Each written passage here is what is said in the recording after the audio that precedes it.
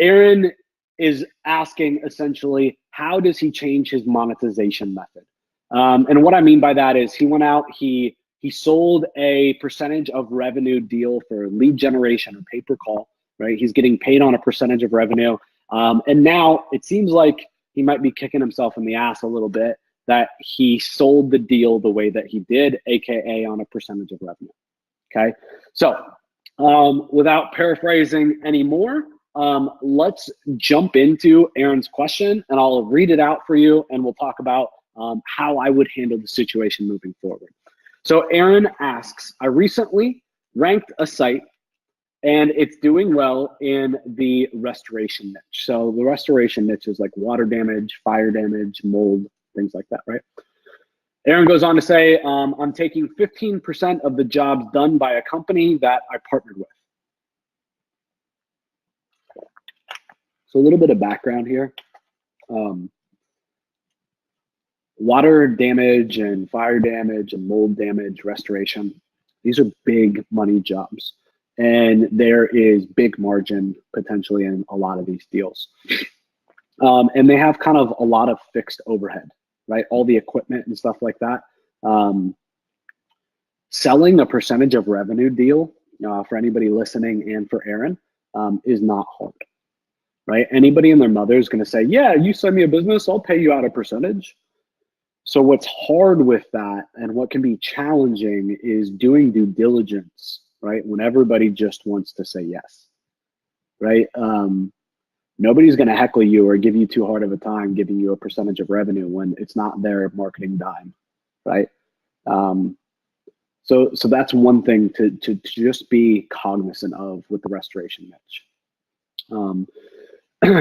Now, he says, now I want to do PPL, right? Pay per lead, or rent the site out monthly. And they are more comfortable with a monthly fee. How do I know what to charge? He goes on to say, I was going to just ask for $4,000, just do it, but I would love some insight. I recently ranked the site and it's, yeah, so I'd like some insight. Okay. So on, I believe it was last week's AMA, I talked a little bit about the rank and rent model. To be frank, like I'm not a fan. If you have the chops to rank something and get the traffic, you are getting you're getting the least monetization possible by doing rank and rent, in my opinion. The reason is because when you do rank and rent, you're selling just basically with the sales pitch of, hey, it's on the first page. You should get a lot of business, but you don't really tie your earnings or their results to what you're charging. So because of that, you can't really charge a premium. Does that make sense to everybody joining me live? Give me a 2 if that makes sense, right? So for me, I like to get paid right away, as soon as possible.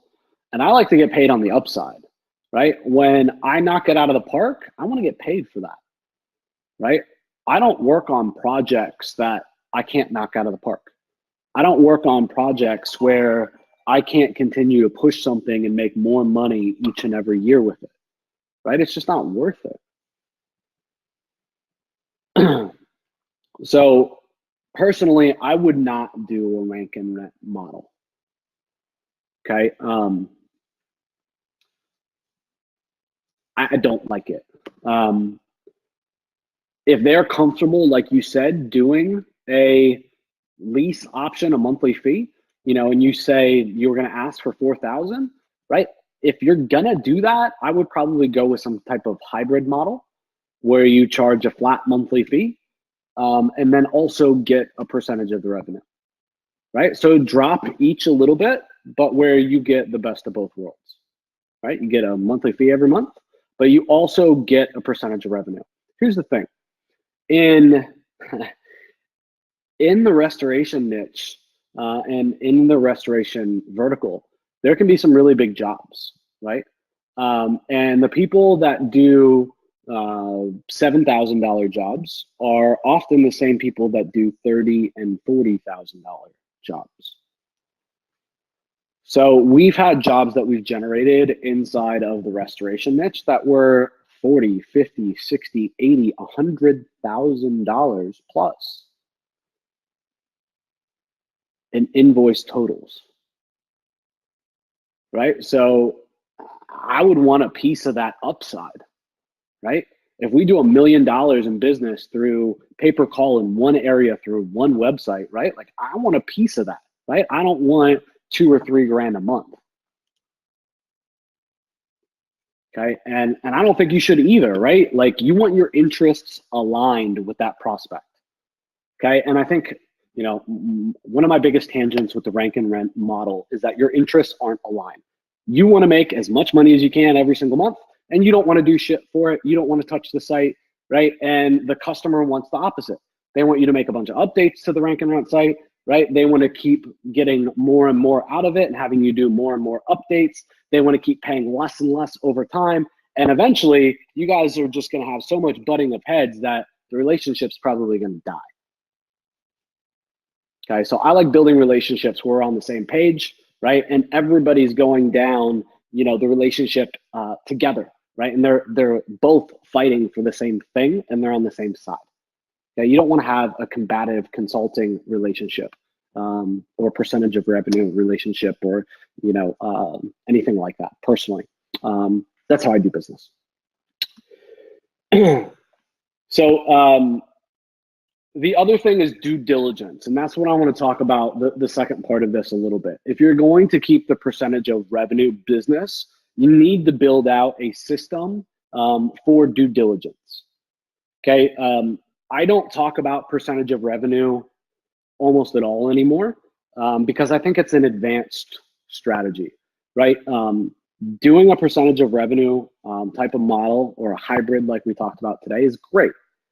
But I don't think that you ever start there. You don't start there when you're new because you have too much to learn. You don't start there when you're new because it's one more thing that you got to learn and implement and manage. Right? Another system you got to create. Okay. Also on the sales side, it leaves a lot to be desired because every prospect's just going to say yes. And you're going to get spoiled not doing any due diligence, right? And then the deals are going to fall out the other end, meaning they're going to not work. You're going to get screwed over, right? As fast as they came in the front. And so if you're going to build out a percentage of revenue division or hybrid model, you got to build out the verification of that. Meaning you got to have a system and checks and balances in place to get in touch with the prospect homeowner, right? The end customer, okay? To verify where things are at in the process of being done, whether they've gotten invoiced or not, right? And then actually to verify the amount that was on the invoice and that got paid to make sure that you're not getting screwed. And yes, those are really, really needed. I can give you lots of examples where I've gotten screwed on a percentage of revenue deals, even after I've done business with somebody for years, right? People get greedy.